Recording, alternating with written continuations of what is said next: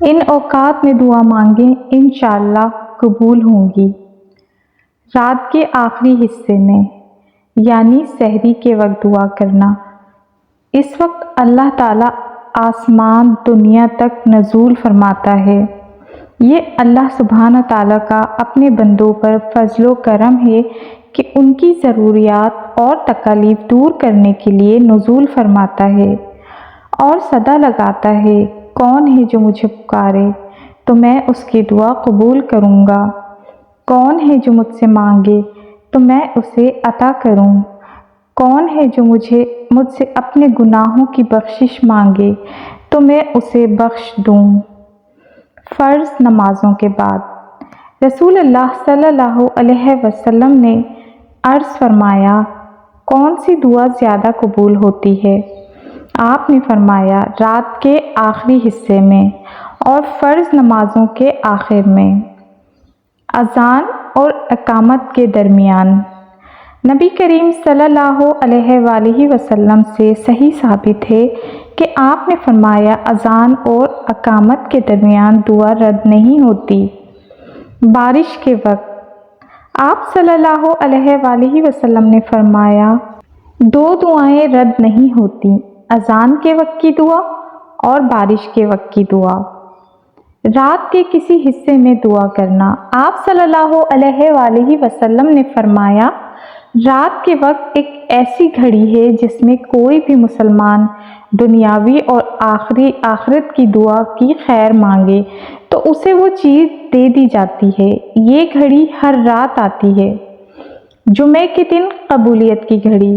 رسول اللہ صلی اللہ علیہ وآلہ وسلم نے بروز جمعہ متعلق فرمایا، اس دن میں ایک ایسی گھڑی ہے جس میں کوئی بھی مسلمان اللہ تعالیٰ سے کھڑے ہو کر دعا مانگے تو اللہ تعالیٰ اسے وہ چیز عطا فرماتا ہے، اور نبی صلی اللہ علیہ وآلہ وسلم نے اس گھڑی کے انتہائی مختصر ہونے کا اشارہ بھی فرمایا ہے۔ زمزم پیتے وقت کی دعا۔ حضرت جابر بنی صلی اللہ علیہ وآلہ وسلم سے بیان کرتے ہیں کہ زمزم کا پانی ہر اس مقصد کے لیے ہے جس مقصد سے پیا جائے۔ امام احمد نے اسے روایت کیا ہے۔ سجدے کی حالت میں دعا۔ نبی صلی اللہ علیہ وآلہ وسلم کا فرمان ہے، بندہ اپنے رب کے قریب ترین سجدے کی حالت میں ہوتا ہے، اس لیے کثرت سے سجدے کی حالت میں دعا کرو۔ مرغ کی آواز سننے کے وقت۔ نبی کریم صلی اللہ علیہ وآلہ وسلم کا فرمان ہے، جب تم مرغ کی آواز سنتے ہو تو اللہ سے فضل الہی مانگا کرو، کیونکہ اس وقت مرغ فرشتے کو دیکھتا ہے۔ بیمار آدمی کے پاس دعا کرنا۔ رسول اللہ صلی اللہ علیہ وآلہ وسلم نے فرمایا، جب تم مریض کے پاس آؤ تو اچھی بات کہو، کیونکہ فرشتے تمہاری ان باتوں پر آمین کہتے ہیں۔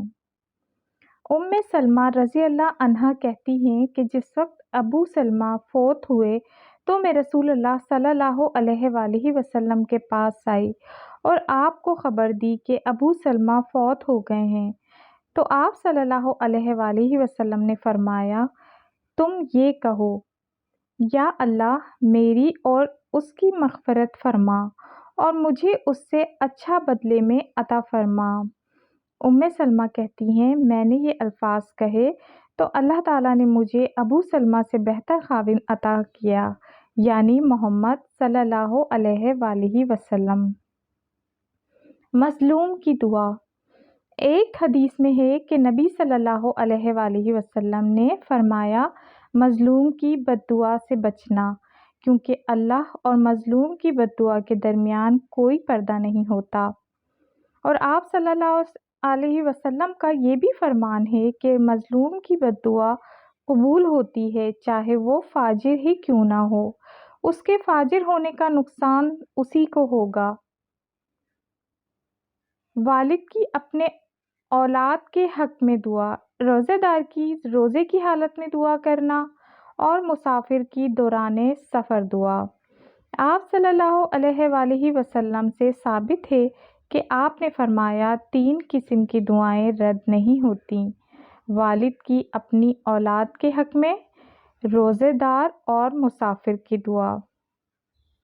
رات کے وقت کسی بھی لمحے آنکھ کھلنے پر ان مسنون الفاظ کے بعد دعا کرنا۔ رسول اللہ صلی اللہ علیہ وآلہ وسلم نے فرمایا، جو شخص رات کے وقت بیدار ہوا اور اس نے یہ کہا، یا اللہ مجھے بخش دے، یا کوئی اور دعا مانگی تو اس کی دعا قبول ہوگی، اور اگر وضو کر کے نماز پڑھی تو اس کی نماز بھی قبول ہوگی۔